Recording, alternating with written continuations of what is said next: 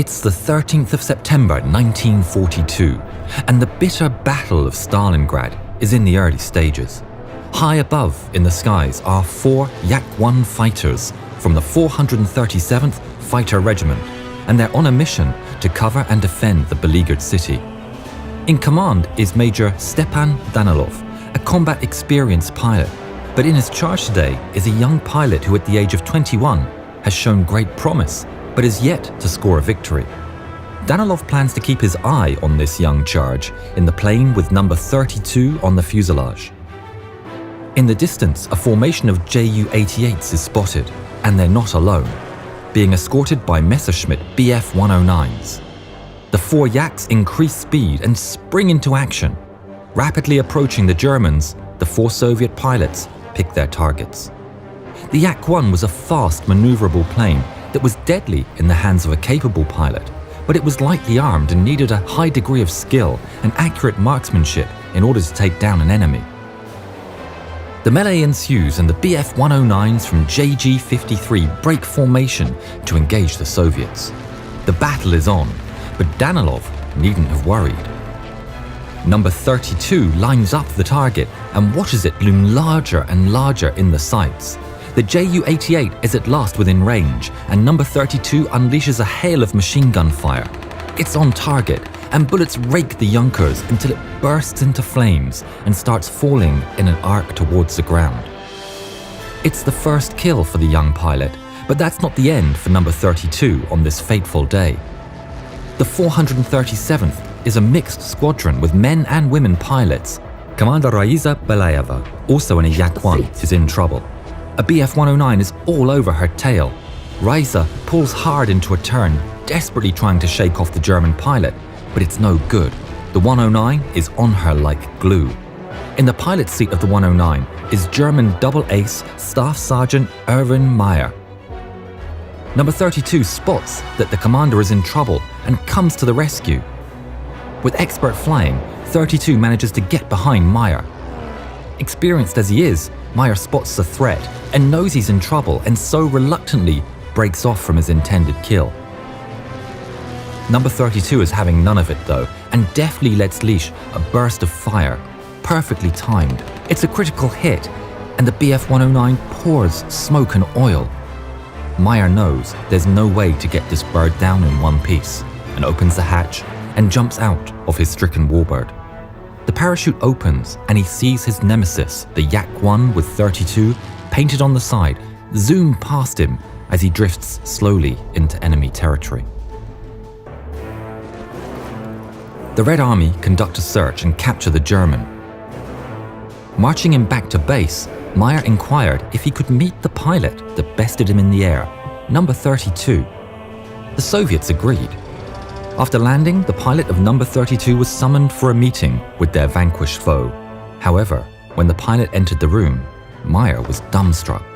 He was told that this is the pilot who had shot him down, who also happened to be a young, attractive woman, Lidya Litvyak. Meyer cursed the Soviets for humiliating him with this joke in poor taste, but Lidya stepped forward and in a clear voice and with obvious disdain for the invader, she explained step by step how she bested the German double ace with 11 victories to his name. No, verstehen? Meyer, realizing he was face to face with the pilot that had vanquished him, apologized, took off his gold watch and offered it to the young woman. Fixing the German with her piercing blue eyes, she responded, I don't accept gifts from my enemies. Turned on her heels and left the German to contemplate his fate. She made history on that day by becoming the first woman pilot to shoot down an enemy aircraft. But this was just the start. The next day she engaged in an aerial battle against another Bf-109, this time piloted by Lieutenant Hans Fuss. Fuss had 71 victories to his name. Litvyak managed to put a hole in his fuel tank. Fuss disengaged from the melee and sped for home, but ran out of fuel on his return. The 109 went down, somersaulting on the ground before reaching base. Lydia's fame grew. Her commanding officer said of her, she was very aggressive, a born fighter pilot. With her striking looks and fame in defending Stalingrad, she was given the name the White Lily of Stalingrad. by her comrades. On February 1943, she was promoted to a junior lieutenant and chosen to join a group of elite pilots that were permitted to search for targets under their own initiative. These free hunters were made up of only the most experienced pilots. In recognition of this status, she had a white lily painted on the side of her plane. In March 1943, Lidya was flying as one of 6 Yak fighters. Spotting 12 Ju-88s, the Yaks engaged the group. Litvyak, ignoring the escorting 109s, lined up a Ju-88 in her sights and took the plane down. But before she could get clear, a 109 had her in its sights. Raking the cockpit of Lidya's Yak-1, the white lily was hit. Shrugging off the pain as best she could, she managed not only to keep control of her plane, but engaged and shot down another Bf-109, piloted by Lieutenant Franz Müller.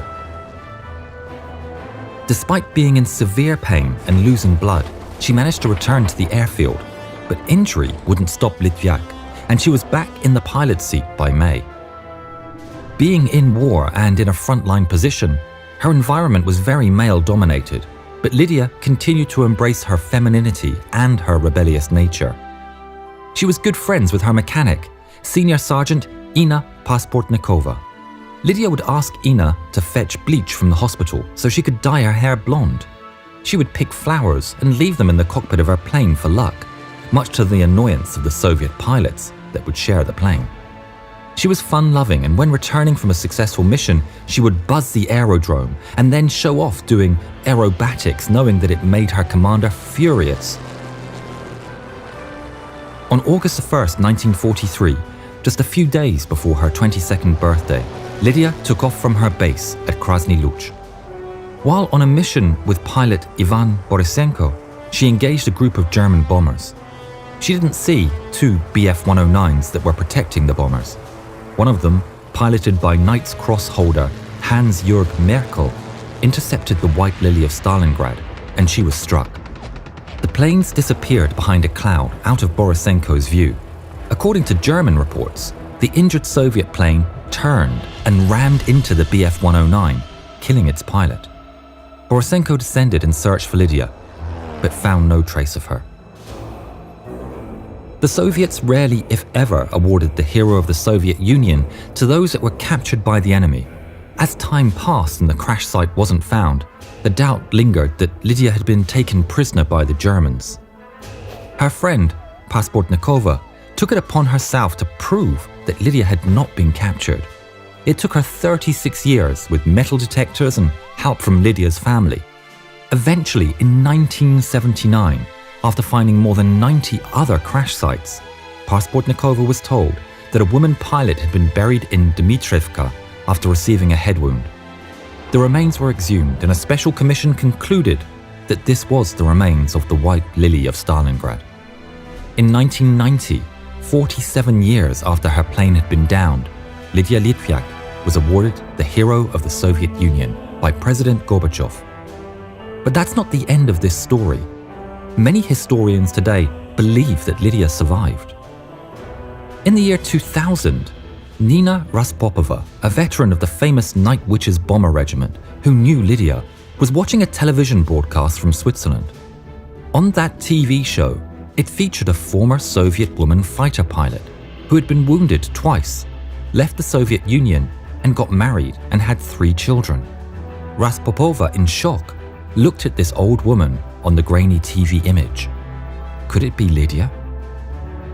Unfortunately, we'll never know, as no further information was found on this mysterious Soviet veteran.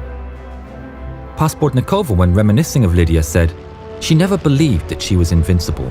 She believed that some pilots had luck on their side and others didn't.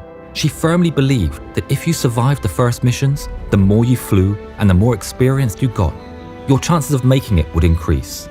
But you would have to have luck on your side."